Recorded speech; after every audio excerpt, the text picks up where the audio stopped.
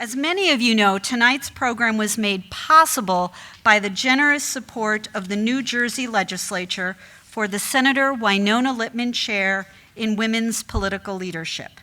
The chair honors the first African-American woman in the state Senate here in New Jersey. She represented Essex County for 27 years in the legislature. And over those years, Senator Lipman became the strongest and most consistent voice in the legislature for women and minorities. For most of the years, really most of the years that she served in the Senate, she was the only woman serving there, which says something about our state legislature, right? But while she was there, she was always speaking up for those with the least access to the political process, and she was always alert to the political implications of race and gender. You can read more about her in your program, and you can find a full bio of Senator Lipman on our website, and I urge you to do so because she was really quite a remarkable woman. We are lucky to have a distinguished advisory committee that aids us in implementing the Lipman Chair, and I'd like to thank a couple of the members of that committee who are here with us tonight. First, Senator Diane Allen, right there, who has been a very good friend of COP and a supporter of the chair in the legislature, and I hope that you will convey your thanks to your colleagues in the Senate for all their help and support in making this possible every year. I also want to acknowledge Alma Saravia. Alma worked for many years with Senator Lipman as the executive director of the Commission on Sex Discrimination in the Statutes. And I think coming a little bit later is Christy Davis Jackson, who started her political career many, many years ago, working for Senator Lipman as an aide. I'm also delighted that we have another member of the New Jersey legislature with us tonight. There you are, down there, Nancy. Assemblywoman Nancy Pinkin. And please make sure the members of the Assembly know how grateful we are for their support. And we also have former Assemblyman Upendra Chivukula, who is here. He was here. He is now on the Board of Public Utilities. Now, as you'll see in our program, tonight's celebration of Senator Lipman is tinged with a bit of sadness because of the loss of a good friend, Kathy Crotty, who died last summer. Kathy served for decades in the New Jersey government, most notably as the executive director of the Senate Democratic Office. But despite her partisan title, she was a champion of bipartisan initiatives and a great believer in strengthening the institution of the New Jersey legislature. She was a longtime and loyal friend of the Center for American Women in Politics and a regular at our campaign and leadership training programs and our conferences for elected women. The combination of her dedication to women's advancement and leadership and her affection, her deep affection for Senator Lipman, made her the natural godmother of the Lipman Chair. She helped secure funding for the chair through the legislature the very first time, back in 2000, and she helped make sure it was in the budget after that. We miss Kathy very much, but her legacy will live on not only in the Lipman Chair, but also in the many public servants that she mentored and inspired. Please join me in thanking Kathy Crotty.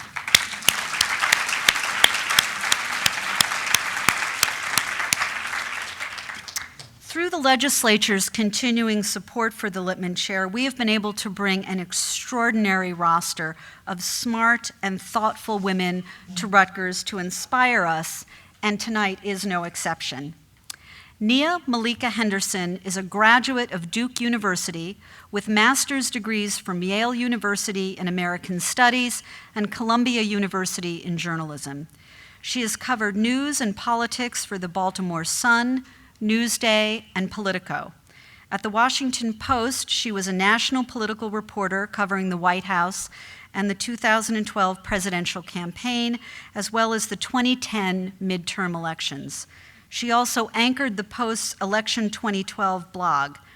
Since last year, she has been a senior political reporter for CNN, reporting broadly on the 2016 campaign for CNN's digital and television platforms. Her special focus is identity politics, exploring the dynamics of demographics, race, and religion, and reporting on the groups of people who help shape national elections. In this complicated, fascinating, and often crazy election year, understanding the issues that Nia addresses is critical to making sense of our politics and our prospects. She is also a trooper, having been on the air until 2 a.m. this morning, providing analysis of yesterday's primary results. And so I'm very pleased and grateful that she is here, and I am honored to present this year's Lipman Lecturer, Nia-Malika Henderson.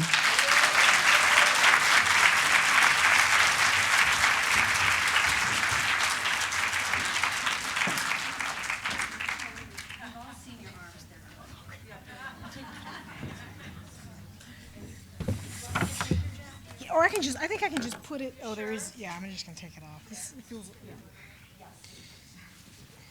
I'll just put it in this little slot. Hey, everybody. Hope it's not too hot out there. I'll try to be brief here tonight. And I just want to thank everybody for coming out tonight, and thank you, Debbie, for this introduction. And thanks especially to the students who are out here. Seeing students always reminds me of when I was a student back at Duke and Yale and Columbia, and I was coming along and trying to figure out what I wanted to be and what I wanted to do. I also want to thank the New Jersey State Legislature for really continuing to lift up Senator Lipman's name and her legacy. I've learned a lot about Senator Lipman just being here and talking to folks about who she was and what she meant to New Jersey. I gotta say, when I got the invitation from Debbie a few months ago, I immediately said yes, because the Center for American Women in Politics has done such great work over these years, and I've relied on the research and the data that they've provided in covering national politics over these last years. In many ways, we often talk about wanting to have a national conversation on race and gender as if it's a kind of separate thing and we have to go somewhere and all count to three and start to have a conversation about race and gender. But I think we often are always having these conversations about race and gender, and certainly in this current election, and typically in elections like this, we see this focus on race and gender, as we're seeing and as I'll talk about tonight. The scholars and experts, people like Kelly Dittmar, have been just great in helping me think through this stuff. And I hope very much tonight that I'm going to pick up on the folks who've had this chair before me, people like Valerie Jarrett, people like Melody Barnes, who I covered at the White House, and also Donna Brazil, who you guys know from CNN, who's a great colleague. She called, I talked to her last night, and I told her that I was coming here, and she loves this center, and she called Wynona Lipman. She said that Wynona Lipman was the Barbara Jordan of New Jersey. And so, yeah. And of course, Shirley Chisholm also had this chair, which is pretty amazing to think that I'm sort of in her company, not really.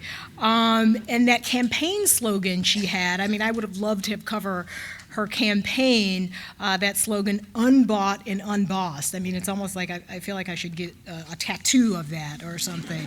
And Bernie Sanders, you see him sort of borrowing from that idea of being an outsider and somebody who's not owned by corporate America. But surely in 1972, it had a different meaning for Shirley Chisholm as she was arriving and making her presence known on the national scene and breaking down barriers that enabled other people like me, like Hillary Clinton and like Barack Obama to walk through. Also an honor to be in the company of people like Michelle Norris and Gwen Ifill, who I've had the chance to work with in Washington and see them at work covering national politics.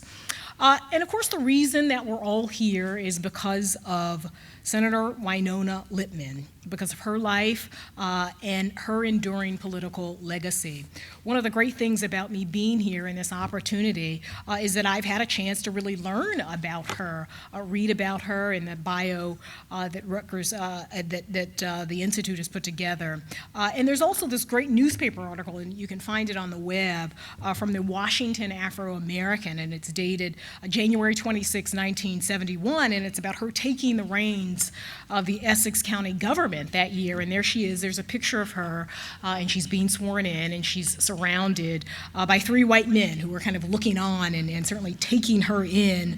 And there she is standing there embodying this intersection between race and gender. And this article was published in this black newspaper under a section called The Feminine Front. And next to this article about Wynona Lipman is an article about, I guess it's an advice column, all about the ways which women should teach men how to do housework. So there's advice there that you should teach men that they should use Dove to wash the dishes because it makes their hands softer. They should use Mrs. Butterworth to make their pancakes. And there's the question, what does the average man know about doing laundry? I guess nothing, apparently, back then. And I think that juxtaposition and that tension between what Senator Lipman was doing then and women as sort of natural homemakers and men needing to be trained at being homemakers, that juxtaposition and tension, I think, gets at the world that Senator Lipman was entering in 1971, the gender and the racial attitudes that she was confronting and trying to disrupt by her very presence. Her presence in this political space in 1971, it was so rare, and this is a story that I heard from some of her colleagues and read about as well. Her presence was so rare that she didn't even have her own bathroom. She had to actually use the men's restroom there, and it's just telling that the men who built this space, this physical space, couldn't have imagined someone like her, this woman, this black woman who was born in small town Georgia in 1923, who spoke French, and had a PhD. They couldn't imagine that she could have a place in the New Jersey Senate. And this, sort of lack of imagination ran so deep that when she got there, some of her male colleagues couldn't even bring themselves to call her senator. They couldn't recognize that she was on equal footing with them, even though she won her seat in the same way that they did. And in her singularity, sometimes she was often the only woman, sometimes she was the only black person in the room. She took on really hard issues, and it was tough for her. You think it's tough for Hillary Clinton. I can imagine how tough it was for Senator Lipman back then. She took on issues like women and children's health, child prostitution, HIV, and AIDS, and she secured the passage of more than 145 bills focusing on those constituencies, people of color, women, children, and oftentimes she did things that seemed like they were small but actually were a big deal. She pushed, for instance, for landlords to put up window guards in apartment buildings so that children could be safe in these apartment buildings. She taught, she mentored, and she changed New Jersey. And now there are buildings and centers named after her, and we have this chance tonight to celebrate her. I can't imagine what she would have thought of this election. I think Debbie called it crazy. There are all sorts of other words that might be vulgar that can describe this campaign. But I imagine what she would have thought of now. She was elected in 1971, and the number of women in state legislature, and I found this out on the website, it was so low that there wasn't even a percentage. I guess it was what 0.002% or something. And now the number of women in state legislatures is about a quarter, 24.6% across the country. She did live to see in 1992 what was known as the Year of the Woman. I'm sure you guys all remember that in the wake of the Anita Hill hearings. 4 women were elected to the Senate for the first time, I think bringing the total to 6 that year. And Carol Moseley Braun, who was a Lipman chair, was one of those women. women, and she, of course, was the first and only black woman ever elected to the U.S. Senate. Now there are about 20 women in the U.S. Senate, and there are two, Donna Edwards and Kamala Harris. They're trying to change that. They're running for the U.S. Senate. Donna Edwards will be on the ballot next Tuesday, and Kamala Harris is running out in California. And I do think it's a moment you have to reflect on. Some progress has been made, but if you think about those numbers, parity has still not been reached. Women are the most important voting bloc. They show up in greater numbers than any other demographic group, but that parity still isn't there. And when you break it down by race, you really see the lack of parity. And thinking about this present cycle, it's already a really historic one. You think about there were, I guess, 22 people who were running initially. You had 2 Cuban Americans, you had 2 women, Carly Fiorina and Hillary Clinton, a Jewish Democratic Socialist. I think his name is Bernie Sanders. And then Ben Carson. Ben Carson fans in the room, black neurosurgeon, separated twins. And then, of course, Donald Trump, who really is in a category all his own. And one of the things that David Axelrod, who is one of my colleagues at CNN, he talks about campaigns as x-rays of a candidate's soul, right? That you learn so much about a candidate from the way they run a campaign, and they, of course, learn things about themselves. I imagine that Jeb Bush learned that being a Bush this cycle probably wasn't a great idea. Marco Rubio likely learned that, saying the same thing over and over and over and over and over again in a debate in the span of 2 minutes when Chris Christie's nearby is probably not a good idea. I imagine that he probably still has nightmares about what happened in that debate. I almost still have nightmares about it. And I think just as campaigns, they magnify and they highlight candidates' weaknesses and strengths, I think they also tell us something about the country. They tell us something about voters.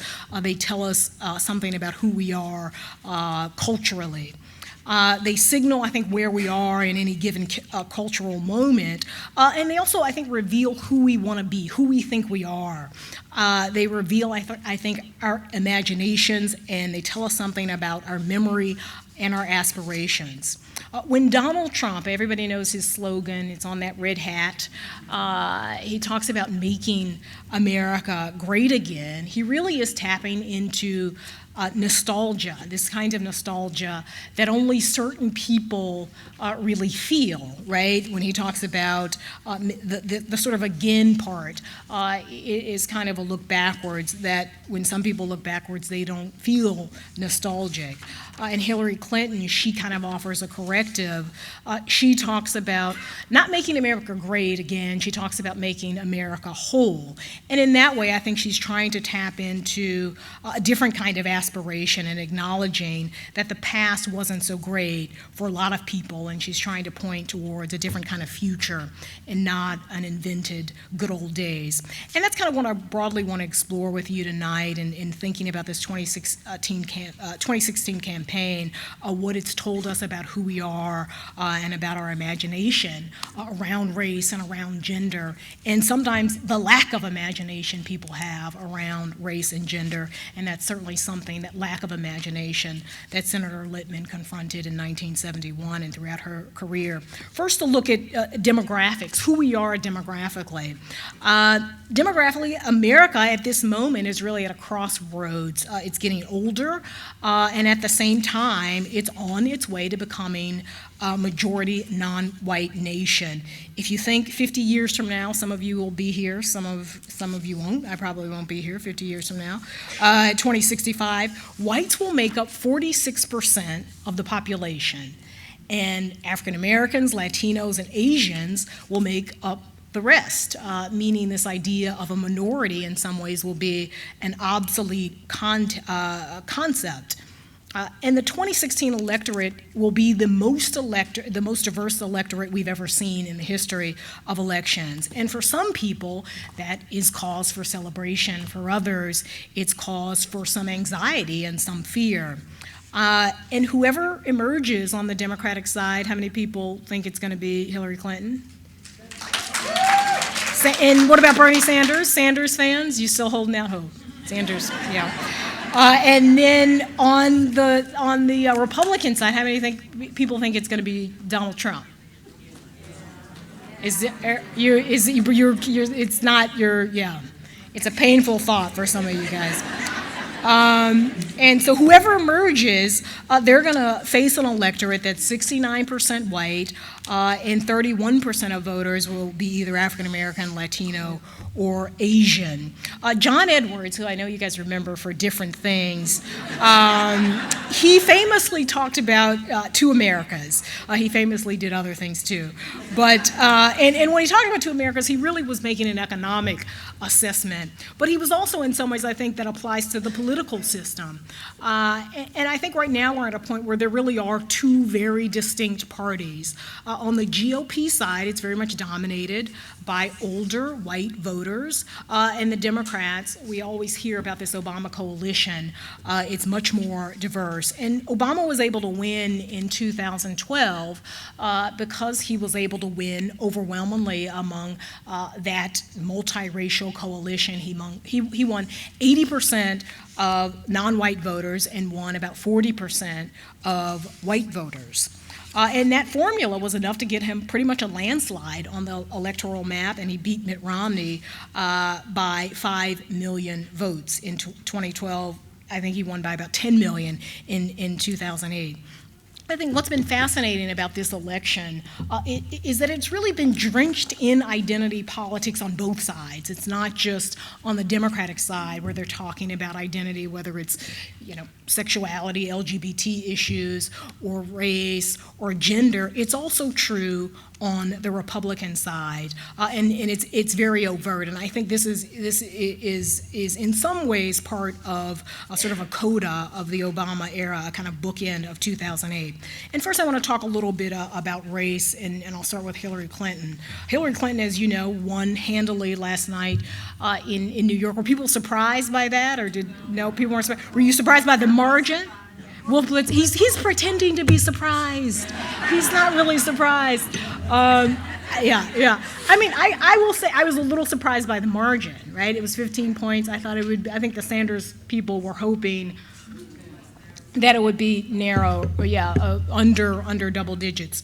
But in terms of Hillary Clinton, she has been accused of all sorts of things, and she's done really well among Latino voters. She really dominated those voters in 2008 and is doing the same thing here in this campaign.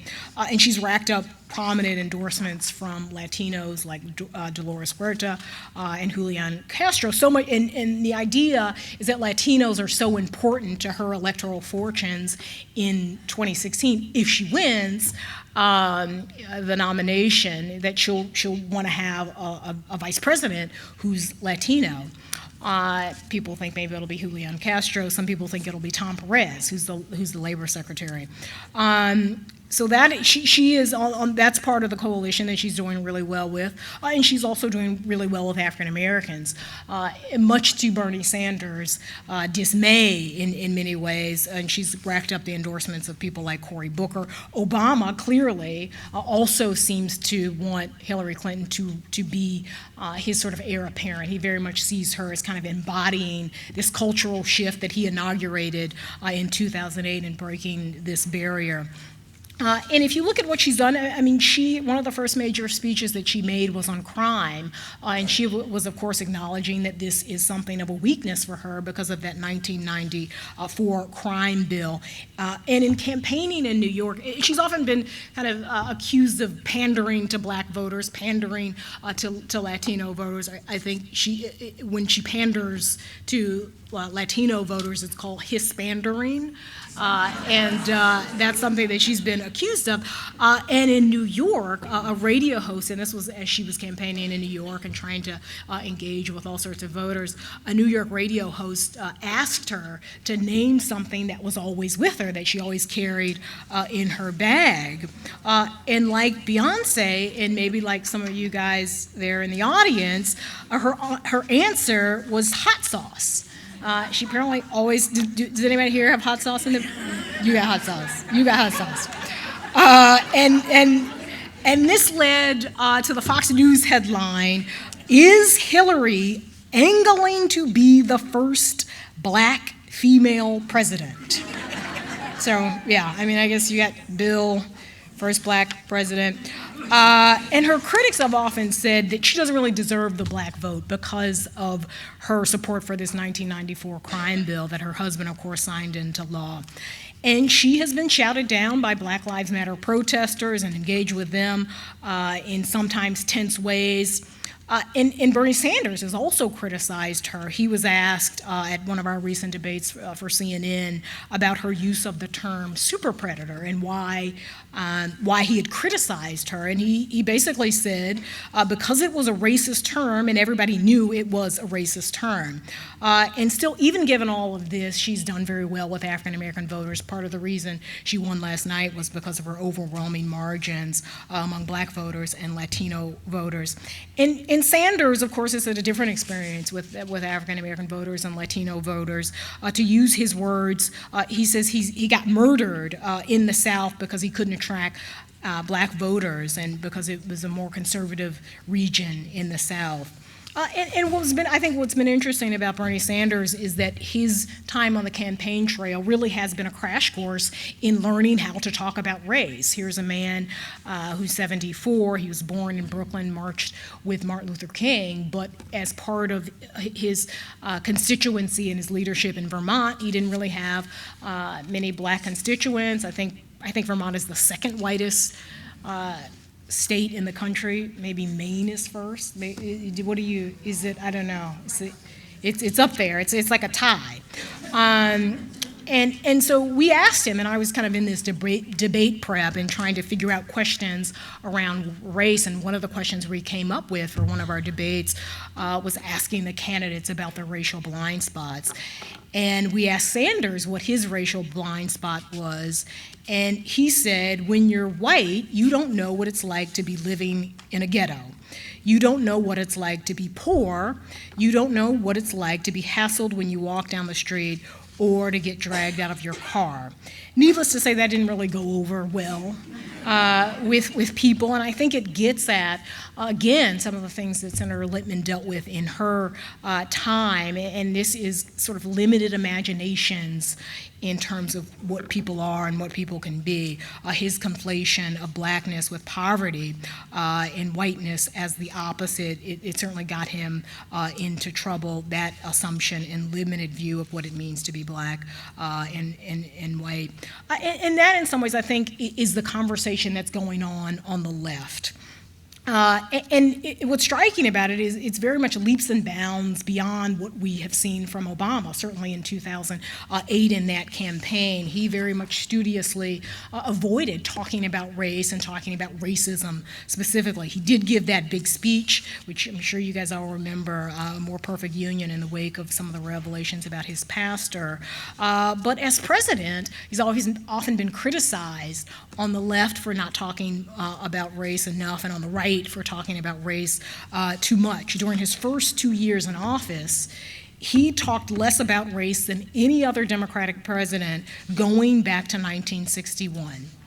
But then he got reelected, and then there were a series of events, and those events involved Trayvon Martin, they involved Ferguson and Eric Garner and Freddie Gray and Sandra Bland, and in some ways he was forced to talk about race in a more blunt way than he had before.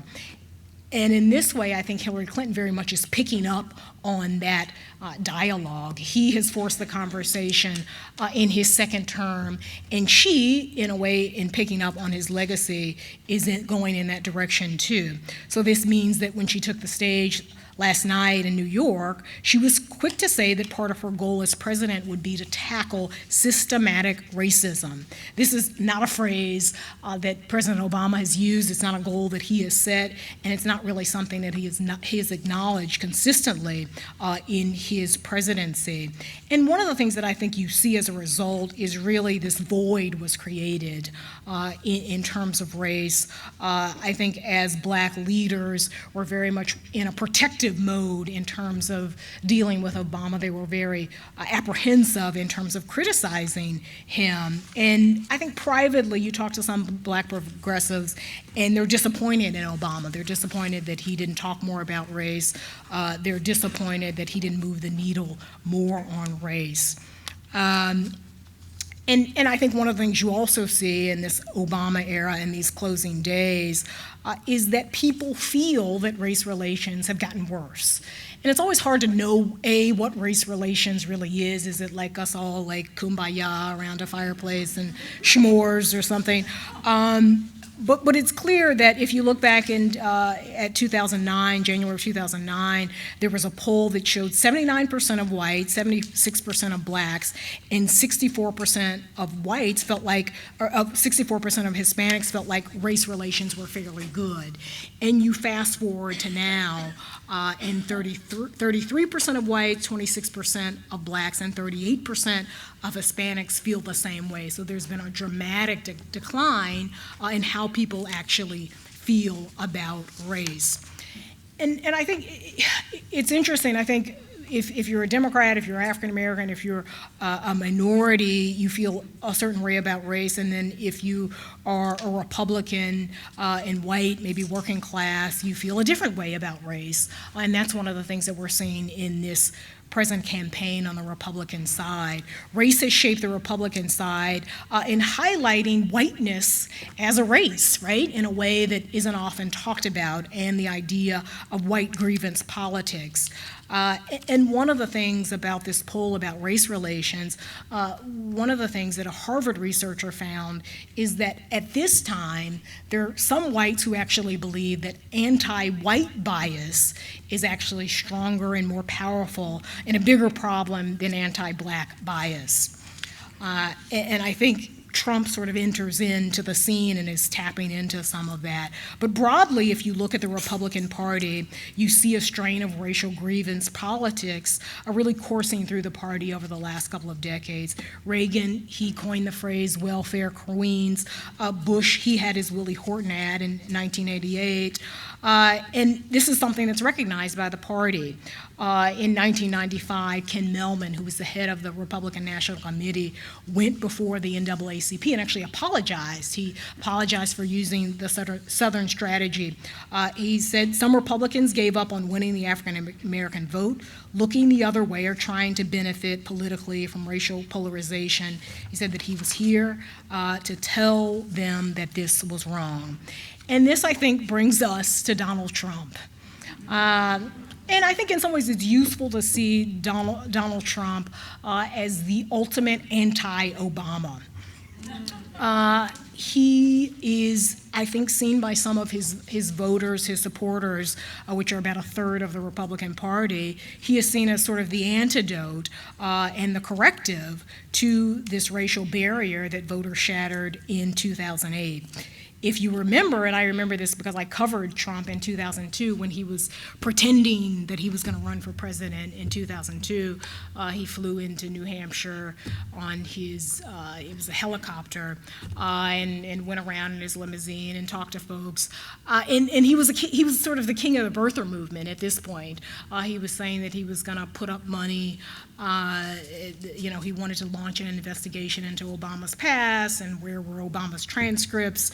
And Mitt Romney, in all of his wisdom, thought that it was a great idea to get Donald Trump's endorsement, and he did get it. And I think in that way he was very much, tapping into what he saw as Trump's appeal to a certain segment of voters.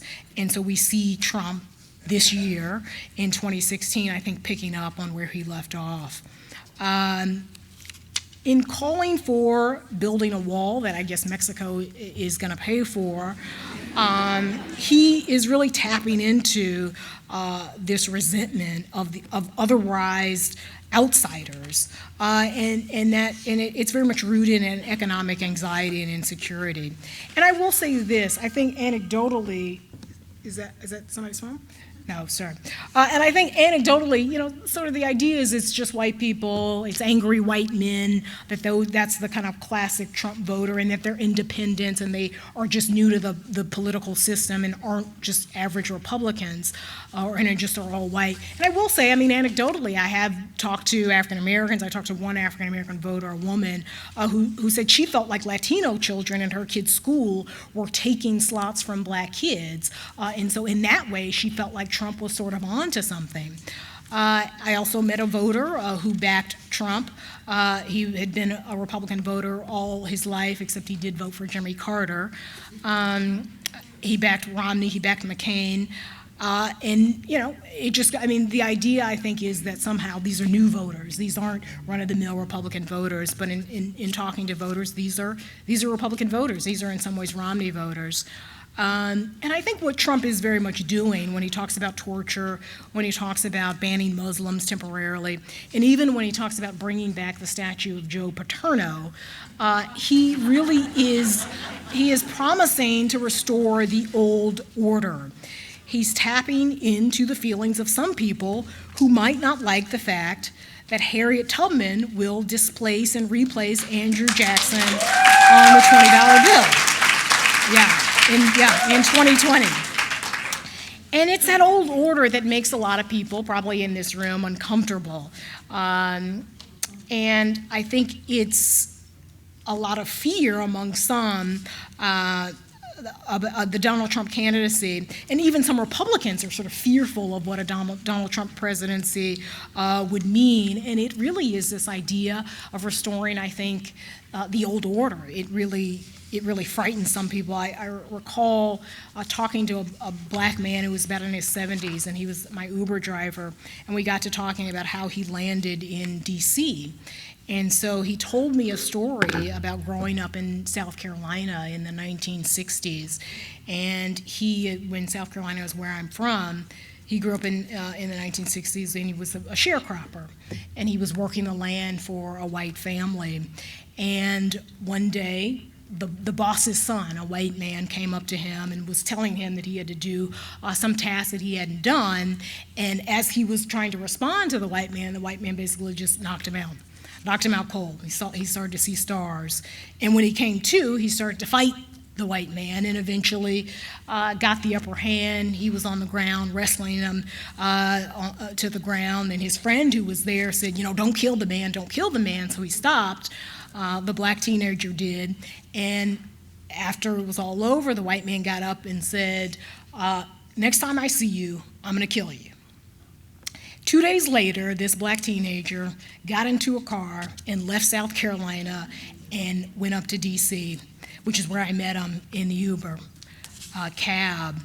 And I think when people like him hear Donald Trump say that he wants to make America great again, they hear something very different than other people for whom that resonates with. And I think Donald Trump also touching on gender issues as well, and this is something that obviously is very present with Hillary Clinton running for the White House and seeming to be close to getting the nomination. I wonder how many of you think that Hillary Clinton plays the gender card? Does anybody think that? You do? Yeah. She should? Okay. Yeah. So do you think Bernie Sanders also plays the gender card? No? Okay. So does Donald Trump play the gender card? Yes. He does play the gender card. Okay. Yeah. And I think that's what's fascinating to me because it's existing on both sides now, right? People think Hillary Clinton's playing the gender card. People think Donald Trump in some ways is playing the gender card too. On the GOP side, you of course had Carly Fiorina, who ran for a while. She accused Hillary Clinton of playing the gender card, even as she herself was playing the gender card, which is sort of neat. I mean, yeah. And her entire reason for her campaign was that she could sort of take gender off the table if she were to run. It never really worked out for Carly Fiorina. She had some good moments, I think, in the debate, particularly with Donald Trump. But really what ended up happening was that Donald Trump got women voters. They were attracted to him as a candidate, as a potential president, more so than Carly Fiorina. I think Trump is playing the gender card in a fascinating way. Even still, I think the focus is mainly on Hillary Clinton playing the gender card. If you Google the gender card, you'll see headlines like Hillary Clinton, the gender card, and what it could mean in November. Clinton plays gender card on stage. Carly Fiorina is reduced to playing the gender card. Hillary Clinton's use of the gender card isn't working. Can a woman be elected without playing the gender card? Carly's not playing the gender card. And apparently Barbara Streisand is playing an expired gender card. I didn't know they had expiration dates. But I think people haven't as much discussed Donald Trump's use of the gender card, or the ways I think in which men, Donald Trump and Bernie Sanders, sort of inherently benefit from their gender, and that might be the best gender card to have, rather than having to play it and being accused of playing it. Trump himself has insisted that Clinton is playing the gender card on the trail in South Carolina when he was campaigning. He said, you know, she's playing the woman card really big. I watched her the other day and all she would talk about was women, women. I'm a woman. I'm going to be the youngest woman in the White House. I'm not going to have white hair. I'm going to dye my hair blonde. But it's hard to find, I think it's hard to find a presidential candidate in recent memory who is more consumed with his own masculinity than Donald Trump. Before he became a candidate, and sometimes during his candidacy, he has often framed the conquest of women as a kind of measuring stick against other men. And as a candidate, Trump, and I guess maybe I'm glad or sad that he did this, he has assured us that he is adequately endowed. He has compared the looks of his wife, Melania, in this sort of whose wife is hotter contest with Ted Cruz. And his attacks on Jeb Bush were all about his stamina, double entendre. And, you know, he called him low-energy Jeb. On Marco Rubio, it was about his stature, little Marco. And did I mention that Donald Trump has really large hands? And his calling card is very much his strength, which he conveys basically in his tweets and his sound bites about forcing Mexico to pay for the wall and everything will happen just because he says so. You know, he said, for instance, who would you rather have negotiate against China, for example, Trump or Hillary? And I think like Chris Christie, your governor, yeah, you guys like Chris Christie. Like Chris Christie before him, I think his bullying approach has very much been an asset for him. Everyone talks about his strength. And it's odd because it's not like Trump has, I mean, is he a soldier? Is he like play football? I mean, there isn't anything necessarily that he's done physically to convey that he is this strong person. And I think you can only imagine if Hillary Clinton talked in such a broad and often reckless way, and often an uninformed way, I don't think she would be given credit for telling it like it is. But I also think Bernie Sanders, who's obviously running a very interesting campaign, he also plays the gender card, or at least benefits from his gender. And I want you to try to imagine this. A 74-year-old woman senator who's a Democratic socialist from a small, nearly all-white New England state. She's been in elected office going back to the 1970s. She prefers to wear ill-fitting, rumpled suits. I'm going to call her Bernie Sanders. She doesn't really like to comb her hair a lot. Sometimes it's this way, sometimes it's that way. She's calling for a political revolution. She yells in all of her speeches every single line. She doesn't really like to smile. She doesn't really like to kiss babies and do a lot of town halls and engage with voters. And this candidate somehow manages, this candidate Bernie Sanders, she manages to turn that grumpiness and that rumpled clothing look into an asset. And people think when she yells that it's passion and it's righteous anger. People think she's cool and people think she's charismatic. She's not your mean aunt, she's your favorite grumpy aunt. it's very hard for me to imagine that that would fly. And we've already seen what it means when Hillary Clinton yells.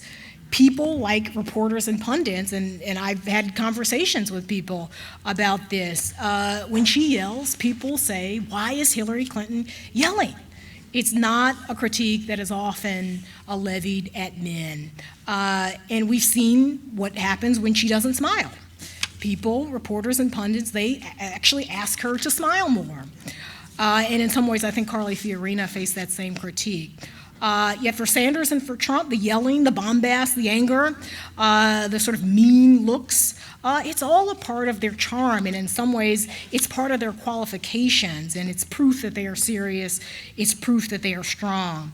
And it's really hard to imagine a place and a time when women can occupy those same spaces that Trump and Sanders are allowed to occupy now. You can't imagine women behaving in that same, or being allowed to behave in that same way and not face some penalty.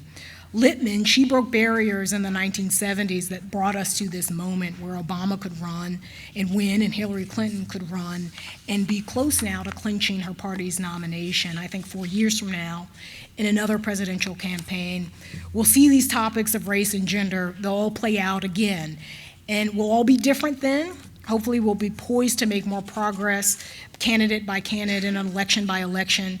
And ideally, our imaginations will be broader still on race and gender, and broader about who can occupy what spaces. Thanks so much for listening to me tonight. I appreciate it. And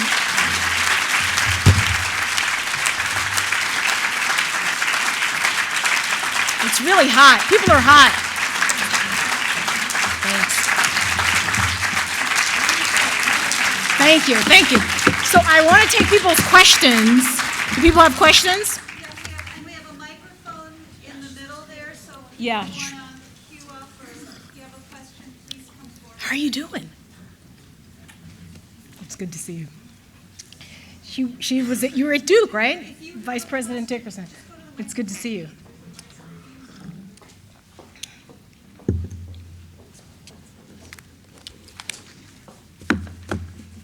Good evening. Thank you Hey, so much. thanks for coming out. Yes, thank you. I appreciate the presentation. I think it was wonderful, and it's Thank very you. up to date to what I we're appreciate talking about now.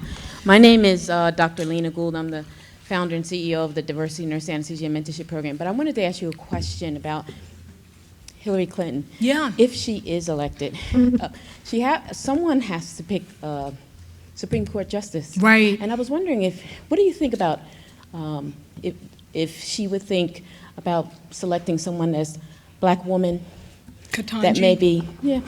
that may be eligible for this type of position, because that's what's important. And whoever is selected as the president would have to assume that responsibility of selecting someone. Yeah, I mean, I think a lot of progressives were certainly let down by Obama's choice of Merrick Garland.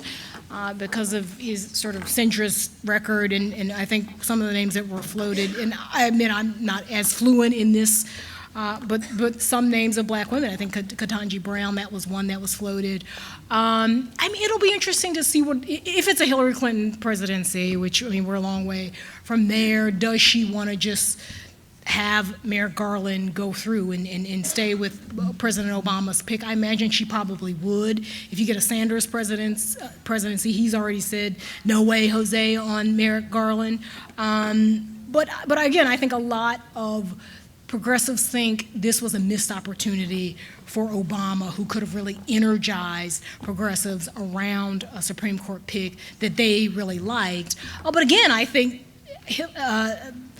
Barack Obama is a centrist. He's sort of, I mean, he was certainly a little to the left of Hillary Clinton in 2008, but they were all part of the sort of new Democrats that Bill Clinton kind of inaugurated in 1992, which in some ways was about triangulation in stiff-arming progressives, oftentimes black progressives, labor progressives, and really trying to curry favor with white voters, because that was the coalition that could get people elected. That's what happened in 1992 with Bill Clinton. That's what happened as well with his reelection, and that was the formula that Barack Obama accepted in 2008, and it works for him to get him elected and to get him reelected. And I think in some ways Hillary Clinton is sort of the last of those Democrats, and Bernie Sanders very much challenging and saying, no, Democrats should be much more progressives. He is claiming a really different sort of brand, and you see that Obama coalition very much, in some ways, attracted to him, but also, I think, mindful of what happened to President Obama, which is that even he was a centrist, and a lot of things got blocked in this Republican Congress. So it'll be interesting to see how much this plays, I think, into the presidential race in terms of the Supreme Court picks. Obviously, you have Merrick Garland there. And if Hillary Clinton wins, one of the theories is that Republicans will just approve Merrick Garland for fear that whoever Sanders or Clinton would pick would be more progressive. So that could be something that happens in a lame duck. Yep. Evening. My name is Gerald Pomper. I enjoy your presentations on CNN a great deal, but I want to ask you a question about that. You have a colleague who's identified as a Trump supporter, who is the most vapid commentator that I know of. But I'm not asking you to comment on it personally, but on the concept of having an identified supporter parading as an analyst, and the only thing she does is repeat the Trump line, which is fine. I don't know who you mean. I don't. Her name is somehow escaped me. I don't know. But I think the person you're talking about, she is about to graduate from Harvard Law, and she, I think, is very good on air. It is, I think, an odd season we're in where finding Trump people who were sort of credible and good on TV was a bit of a challenge. Early on, I mean, we had Jeffrey Lord early on, who's one of the really nice guy, takes good care of his mother. We had him early on, we signed him, and then we did bring Kaylee on, who, offers a point of view. Some people like it, some people are infuriated by it, but, sometimes people like to hate watch people on TV. And, I think she's smart. I think she believes what she says. And she actually isn't, there are a lot of people on TV who do get talking points from a campaign and they sort of repeat the talking points. She actually doesn't do that. I mean, she doesn't really have a relationship with the campaign. She's just a believer in Donald Trump. And she defends him. And of course, we have other people on, Donna Brazile and Van Jones, who argue with her and offer a different point of view. So I think on balance, on any given time, there are like 15 people on air with CNN, and you get all sorts of points of view. But I appreciate your question. Good evening. Good evening. I do believe that Hillary Clinton is going to get the Democratic nomination. And I'm old enough, as many of us here are, to recall the 1984 election and the just disgusting vitriol that the Reagan camp and the entire GOP hurled at Geraldine Ferraro as Walter Mondale's running mate, from marginally ridiculous to completely outrageously ridiculous, I remember. And Mrs. Clinton is dealing with a GOP that has hated her since probably 1991 or 92, when she basically refused to apologize for focusing on building her career. Right. Instead of staying home in that idealized Reagan, we're going to go back to the 1950s era that I guess Donald Trump wants to take us back to. So my question is, I don't think that the overt misogyny and sexism from the right has gotten full steam yet. So my question is to you, in your professional opinion, is what do you think we can expect from them during the campaign, and how bad do you think it's going to get? I think it's going to be awful. I mean, particularly if it's Donald Trump, and we've seen some of that already, and that's in some ways why he would be a good candidate for Republicans and why he would be a terrible candidate at the same time. I think Republicans are nervous about him because he would be so unpredictable, but that unpredictability would also, I think, be very difficult for Hillary Clinton. I mean, I think if you're Hillary Clinton, you want it to be Ted Cruz, who's a very conventional candidate. But I mean, we've already seen what Donald Trump has done in terms of talking about Bill Clinton and Bill Clinton's infidelities. And when Hillary Clinton essentially said that Donald Trump accused him of being a misogynist, he said, well, what about your husband and Monica Lewinsky? And his right-hand man is Roger Stone, who's written a number of books about Clinton and has all sorts of weird conspiracy theories. So I think it could get really, really nasty and exhausting and awful. And I don't think anybody's looking forward to that. I think we're getting a preview of it. He's come up with a nickname for Hillary, which is, I think, something like Crooked Hillary or something. So it's going to get ugly. I mean, but I think the interesting thing is Republicans have tried to defeat the Clintons since 1992, right? And really the only person who's been able to defeat the Clintons is Obama, right? And so, I mean, I told somebody this today. I think it's hard to imagine that the country that elected Barack Obama twice by pretty significant margins and only really barely elected Bush in the previous elections, that same country also elects Donald Trump. I mean, sure, it could happen, but it's a little hard for me to see it. The theory is sort of that maybe Donald Trump sort of scrambles the map, but he would have to do so overwhelmingly well among white voters that there was one theory that he would have to get 7 in 10 white men to vote for him. I mean, these things that have never happened in the history of politics. But again, Donald Trump, I mean, he's proven everybody wrong. So I think it would be really ugly in terms of the gender stuff. I think an unknown factor is what do Republican women do, who seemed for a time there when that Heidi Cruz, Melania Trump battle was going on, they seemed really incensed by Donald Trump, and they very much came forward. Republican women were all on our air, and after he said the thing about abortion and women, if it was illegal, women needing to be punished. I think that's the unknown factor. What would they do? Are they silent? Are they with Trump? If they're silent, what does that mean? Is it sort of acceptance, or is it, abandoning the party? So, I think the demographic groups that I think will be most important in this campaign to watch are African American women, Latino women, and suburban white women who are typically swing voters.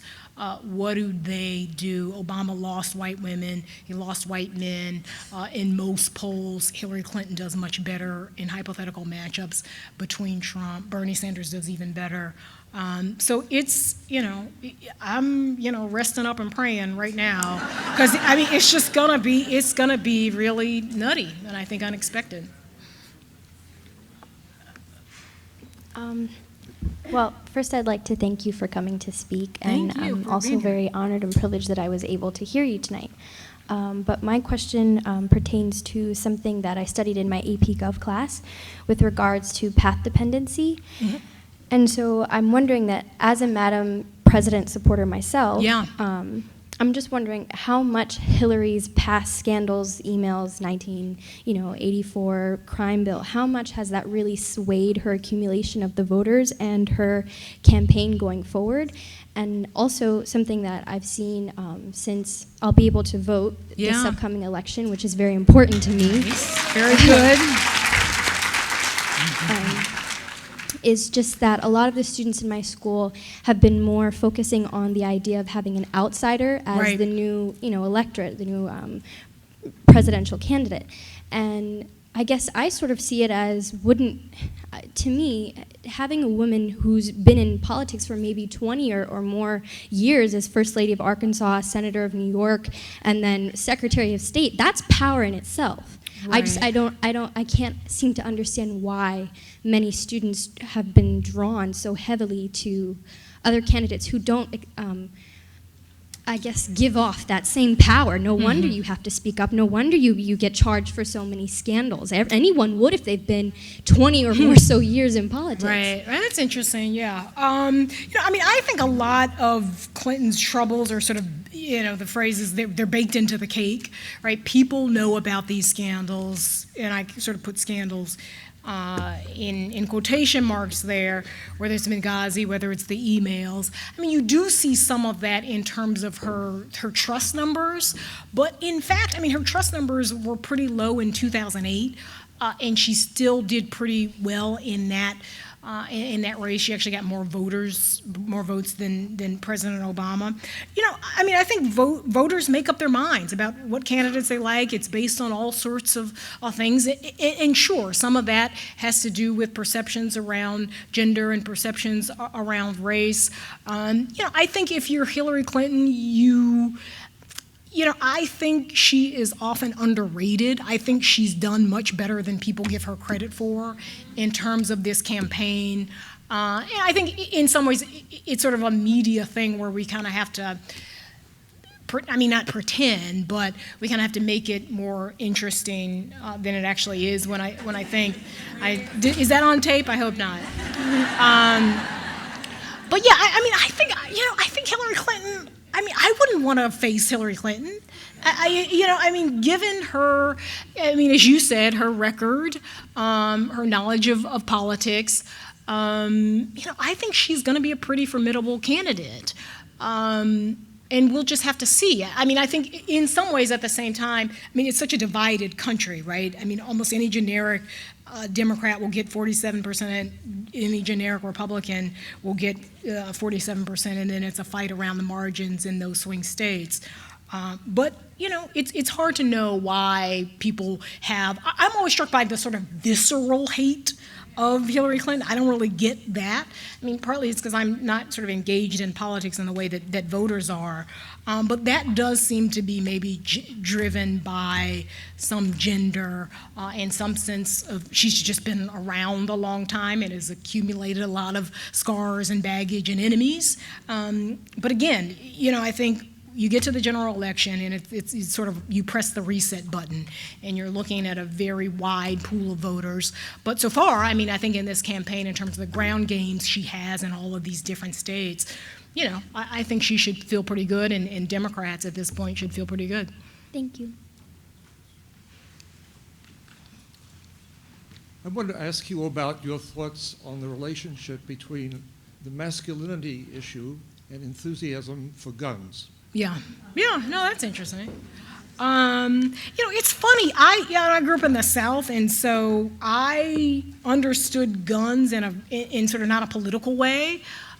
People had guns and people went hunting, but I do think in this context, in this highly charged political context, guns are sometimes, sort of a stand-in for strength, a stand-in for masculinity, and just a stand-in for Republican Party politics, right? I think, wasn't it Jeb Bush who tweeted a picture of a gun that had I think just America etched into it? Okay, that's, I guess it has meaning for some. And then I think in 2014 and 2012, what you saw was women candidates.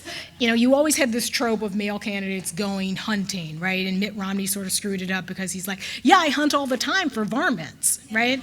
And so in 2012 and 2014, you had female candidates do this. Joni Ernst had that famous ad where she's on the motorcycle in a leather jacket and she's going to a gun range and shooting. So I do think it's this stand-in for I'm a conservative, I'm a Republican, I'm strong in some ways. And so I think you have seen that. But you also saw that, I think, from Allison Grimes in Kentucky. She did the same thing with a gun ad.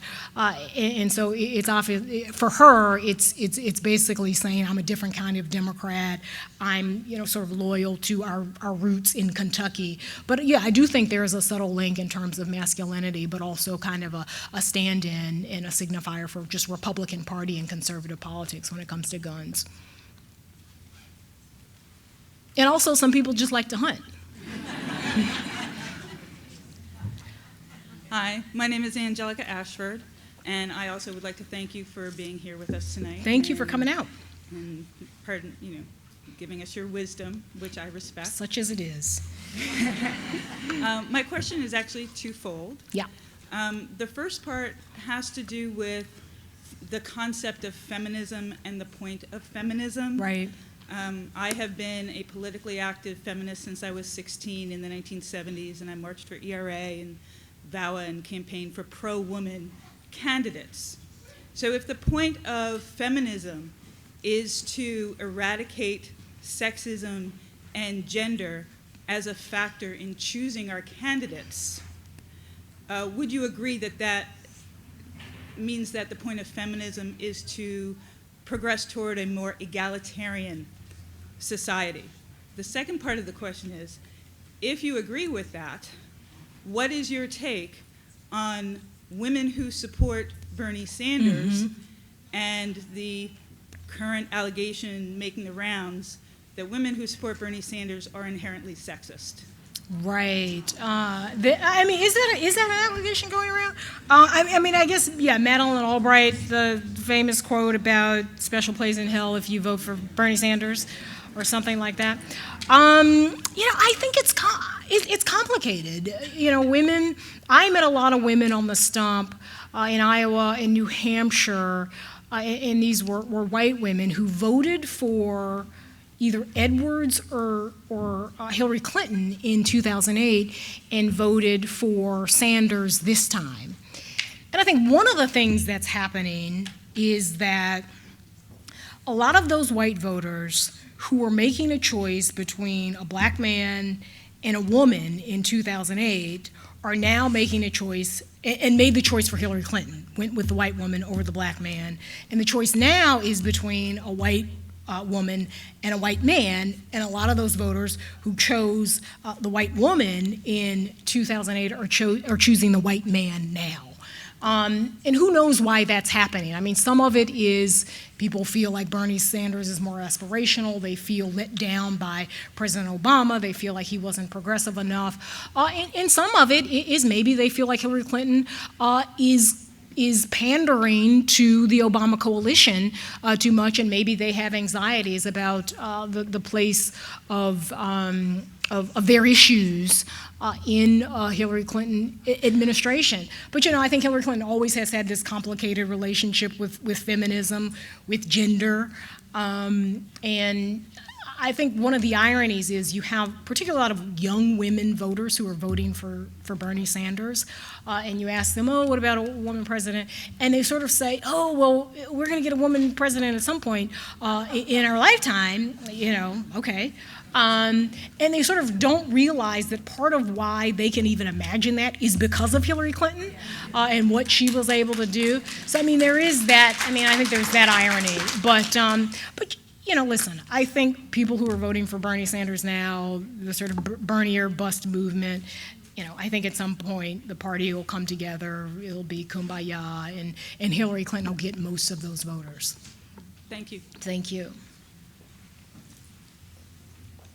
Good evening, Ms. Henderson. Good evening. My name is Patricia Williamson, and I'm the New Jersey State Social Action Coordinator for Delta Sigma Theta Sorority Incorporated. As you may know, we're a national organization. Yes, I'm familiar with the Deltas. Okay. I am. 5 months ago, we took a survey, an internal survey that revealed the power of the Delta vote, and 14,000 of us participated in it. 93% were alumni, which means we were 22 and above. And 3 things that I noticed in terms of our summary: 80% of us, our key concern was in the area of economic justice. Mm-hmm. The next one right underneath, about 79%, was for 71% was for education. And then the third one, 69%, access to health care. Yeah.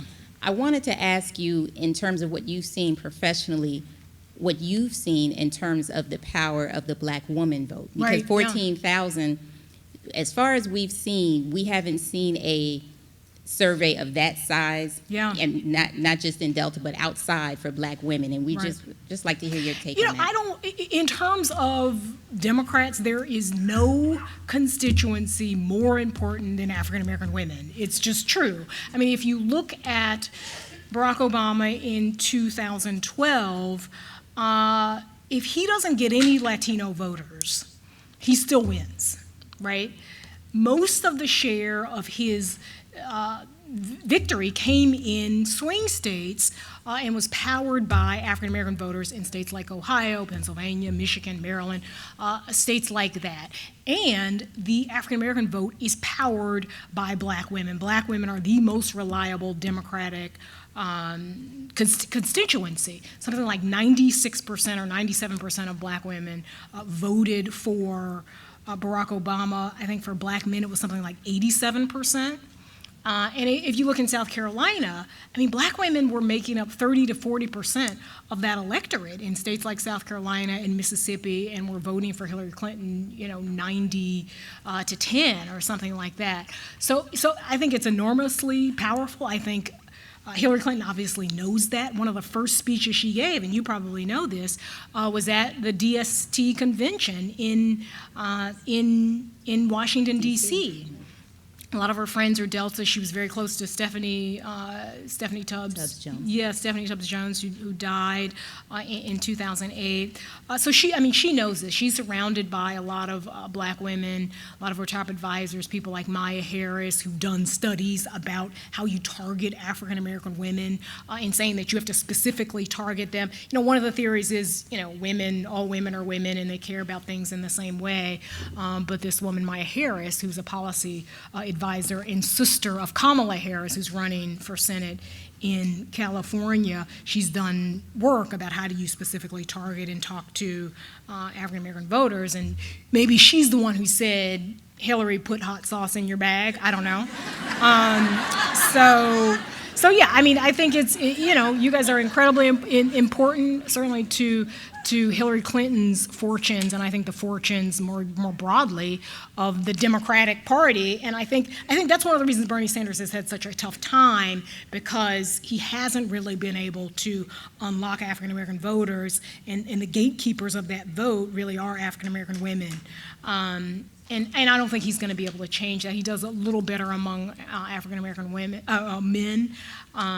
But yeah, I mean, an incredibly powerful constituency, and in some ways probably not given enough credit for electing President Obama. I mean, there's sort of some criticism about Obama and the way he's maybe not necessarily shined a light on African American women in the way, for instance, he's talked about African American men with the My Brother's Keeper program. A lot of African American women wanted that to be expanded and to include Black girls who also face suspension at very high rates, but that's not something they wanted to do, but that's another conversation. Thank you for your question, though. Hello, my name is Kelly Chung, and I am studying political science, and I'm a sophomore.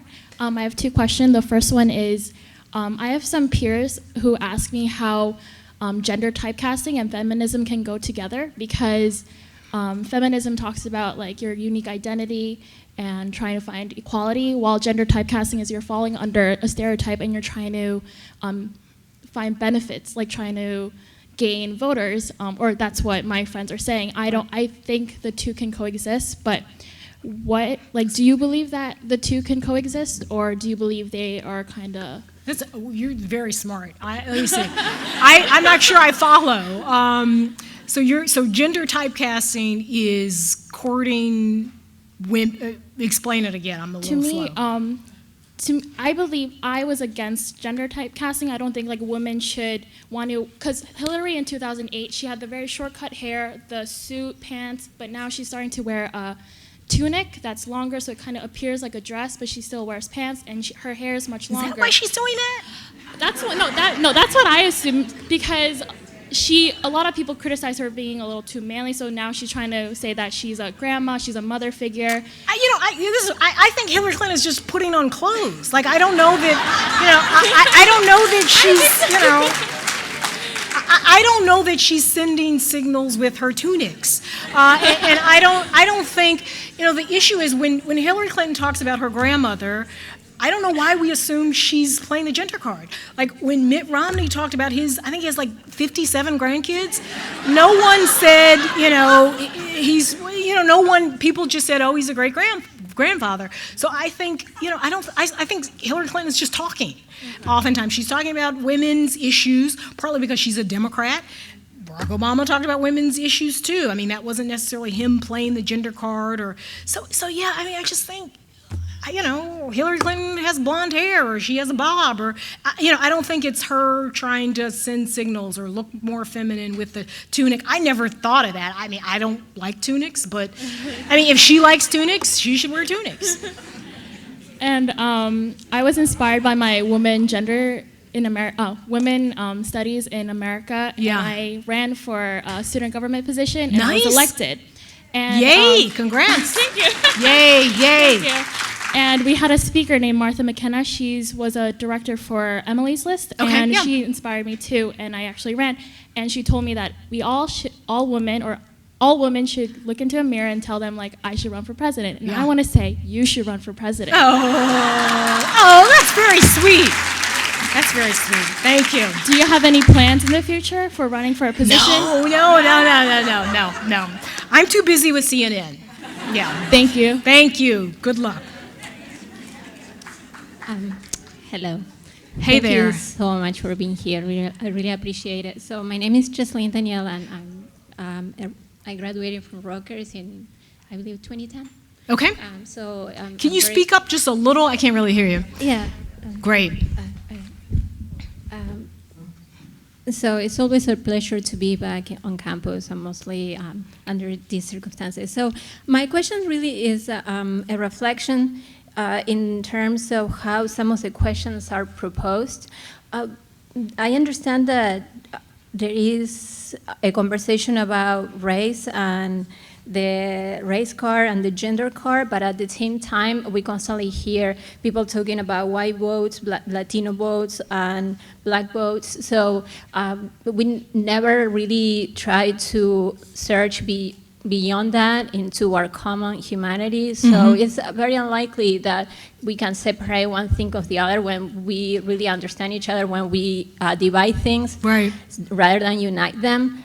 Even for President Obama, like he couldn't just be a president. Either he needed to be claimed for either African Americans, or he was in the middle, or he couldn't be white, so he couldn't be black, so he couldn't. So basically, what I'm trying to understand is, you, in a sense, we have these conversations about race, but I don't hear conversations about how to overcome all the divisions that we have right now.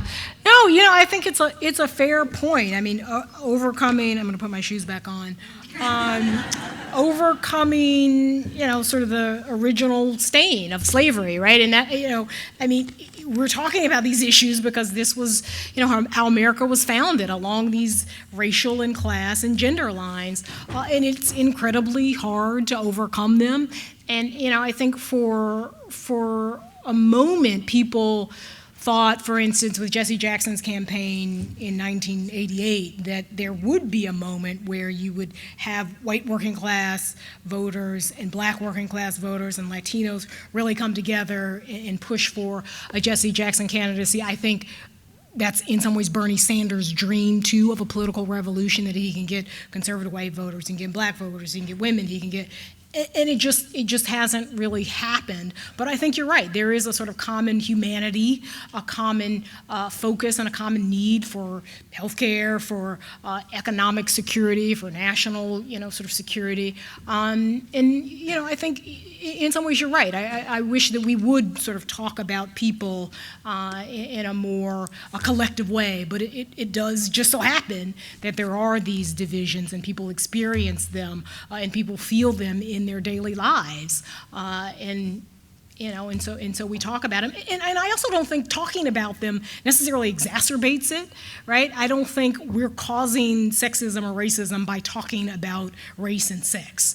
I think in some ways maybe we get more comfortable with this dialogue and being honest, and in that way we see each other's common humanity. Yeah, and I'm sorry, but just as a follow-up, because I absolutely agree with that, but the only thing is that usually it's like the same people that think the same, they get together, and people that they don't, it's not like a mixed of people. No, I mean, and I understand Yeah. what you're saying, because I have experienced myself that my husband is white, so my daughter is white, and I was once in Pennsylvania, and I was asked if I was the babysitter. When the guy that asked me that, he knew that I was the mom. Right. So I know that there are a lot of things around race, but also it's always the same people that have the same kind of thinking. Yeah. That get together rather than really. Yeah. No, it's true. Yeah, no, I think you're right. I mean, there's sort of segregated thinking, segregated socialization, and I think the media and social media and Fox and MSNBC, not CNN, contributes to that. But you're right. I think we often talk to the same people, and they affirm our ideas, and sometimes those ideas are wrong and prejudiced, and ideally we can work to move past that. You know what? Thank you. I'm going to ask our last two questioners. Maybe you could both do your questions, and then you can answer, because I do need to get Nia on a train. Yes. Yeah. Good evening. Good evening. How are you, sir? Seeing you here, I'm doing much better. Thank you. I appreciate that. And I have a two-part question. Okay. One part which relates to the question that was just asked. Is that fair? Can you do a two-parter? You can do a two-part, but then we're going to ask the person right behind to ask her question, Okay. and then we'll kind of combine. Okay. And so if we extrapolate from the question that was just asked, and so there are constituencies that are interested in perpetuating race and privilege. And so I think that it's kind of hard just to have a conversation, you know, without talking about the root causes and the institutions that want to perpetuate it. And so whether it's the criminal justice and incarceration institution, whether it's the fact that, and it's the second part of the question relates to the fact that, yes, the Democrats look like they're going to have, to me, it's kind of what happened when Barack ran against McCain. Right. And so it wasn't even fair comparing Barack to John McCain, because of the fact that he was so much more intelligent, and, you know, wasn't even close, wasn't even close. You're not biased. No, not at all, but I am honest. The second, and I mean, so in this particular circumstance, it seems that, you know, in the Trump campaign as well as the Bernie campaign have ignited people on both sides of the equation on this issue of income inequality. And so I do think that because of the fact that Republican governors control the swing states, but we start to think about the fact that, yes, the Democrats look like they have a path going. I'm coming.